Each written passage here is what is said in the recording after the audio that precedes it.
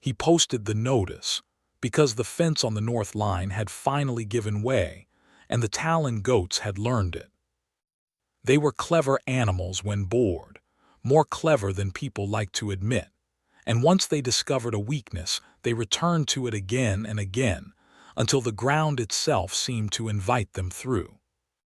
Jonah's row had spent the previous night out there under the turbines with a headlamp and a coil of wire, fingers numb, jaw tight, listening to the wind rake the ridge and thinking, not for the first time, that one man could keep land alive, but only barely. By morning the fence stood again, but Jonah's knew the truth of it. One broken wrist, one fever, one bad fall on uneven stone, and Patch Ridge would start slipping the way neglected things always did. Slowly at first, then all at once. So he washed, pulled on his dust-marked field shirt, and walked down to the co-op with a single sheet of paper folded in his pocket.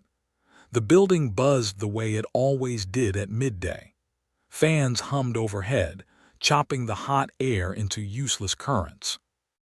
Sunlight poured through the tall front windows and cut the wide room into bright stripes and shadow, dust hanging in the beams like slow, drifting snow.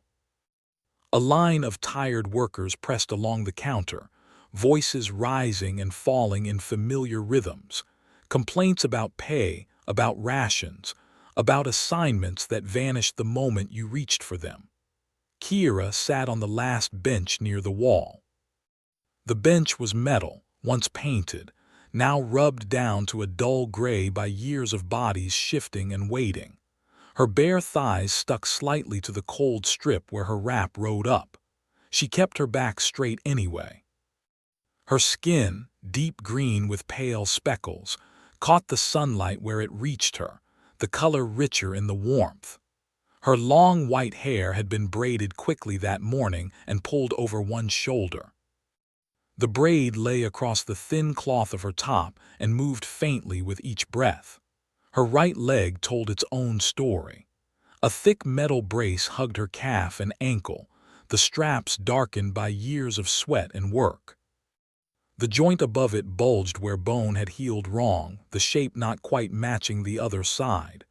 When the worker beside her shifted, the bench jolted. Pain shot from ankle to thigh, sharp and fast. She did not make a sound.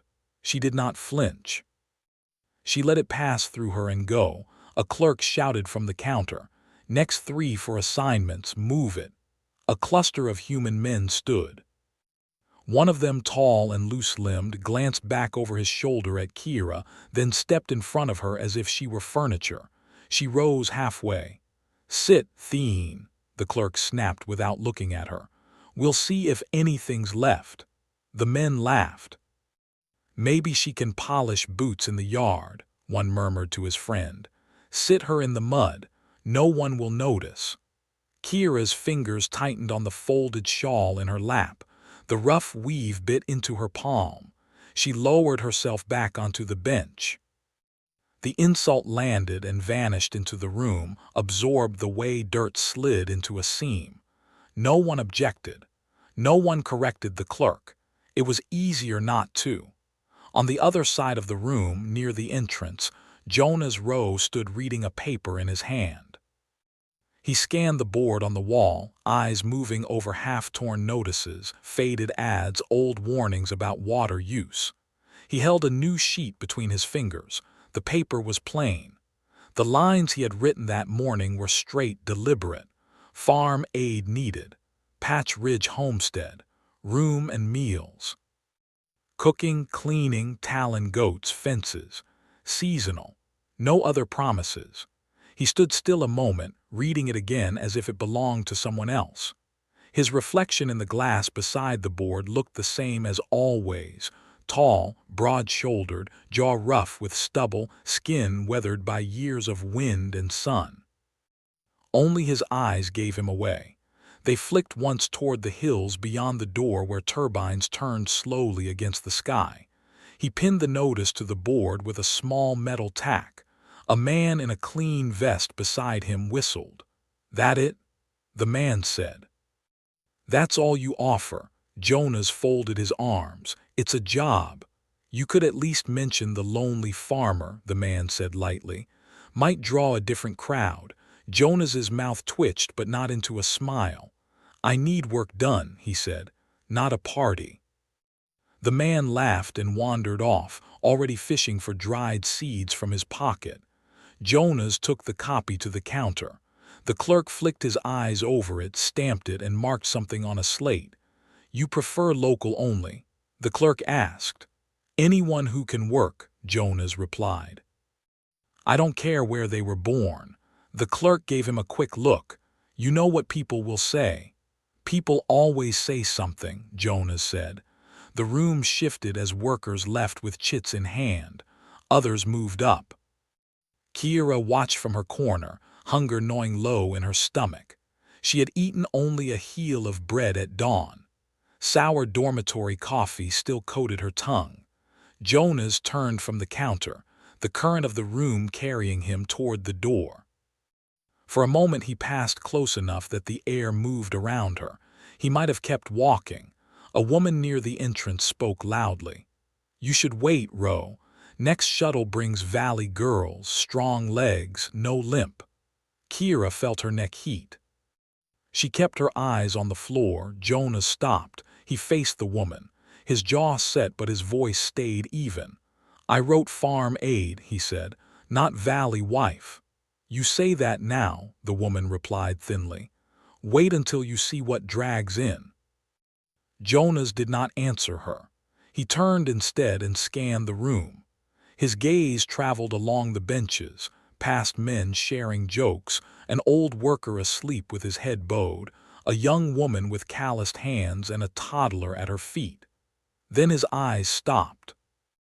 Kira felt it when he saw her, a subtle shift in the air, the way attention carried weight. His gaze went first to her leg, not curiosity, assessment. The brace was wrong, too thick, poorly aligned, straps pulling unevenly. He noticed the irritation where metal bit into skin. Then his eyes moved up. She met his stare.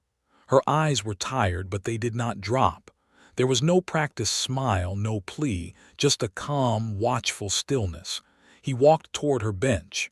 The men beside her moved their legs aside without thinking, waiting on placement.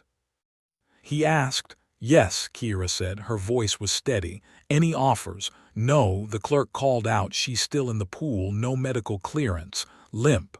Jonas looked back at Kira. "You can stand. I can work."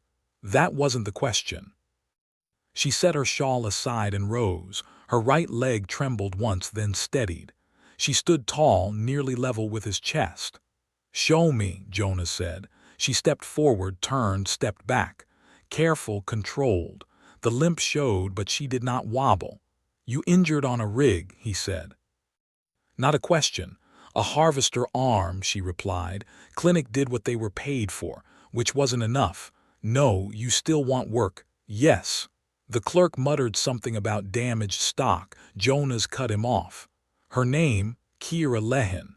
"Kira Lehin," Jonas repeated. "Not stock." He signed the slate. She signed beneath him. Minutes later they walked out together into the light. The ride to Patch Ridge was quiet. Dust curled behind the hauler. Kira watched the fields roll past, bands of grain and root beds, turbines turning slow and patient. Jonas drove with both hands on the wheel, eyes forward. "You worked the East Valley?" he asked eventually. "Yes, short contracts, no housing. You slept in dorms. Most nights." When the farmhouse came into view, Kira felt something loosen in her chest. Pale stone walls, a broad porch, field stretching wide behind it. Inside, the house was cool and clean. Jonas showed her a small room on the main floor, clean bedding, a window facing grain hills. "You'll sleep here," he said. "Seasonal," she said quietly. "2 harvest rounds," he replied. "Long enough to know." She nodded. He fed her before asking anything of her. Bread, nectar, water cold enough to sting. That night, for the first time in years, Kira slept without listening for footsteps that might mean she'd overstayed her welcome. Morning came gently. Work followed. Not crushing, not careless. Jonas watched her leg without staring, adjusted his pace, showed her where the ground dipped, where the stones shifted after rain. He fixed her brace that first afternoon, then made her a new one. Measured by watching how she moved, how she favored the joint, how pain changed her breath. "You didn't cause your injury," he told her once quietly. "Stop treating it like a flaw." Something in her cracked open at that. Weeks passed. The farm settled into a rhythm that made space for two. Word traveled. Some mocked. Some watched. No one challenged Jonas outright until her old employer arrived one morning with claims and threats. Jonas stood between him and Kira without raising his voice. He had papers, dates, witness marks. The man left empty-handed. After that, the valley shifted, subtly. Enough. The choice to stay came later in the fields under the turbines. No ceremony, just a braid of dried grain tied around wrists. When Kira told him her cycle was late, Jonas did not panic. He put his hand over hers and said, "We'll face it together." Seasons turned, Patch Ridge held, and for the first time in her life, Kira did not feel like borrowed labor or tolerated weight. She felt like part of the land itself, worked, respected, and chosen. The end. Subscribe for new stories.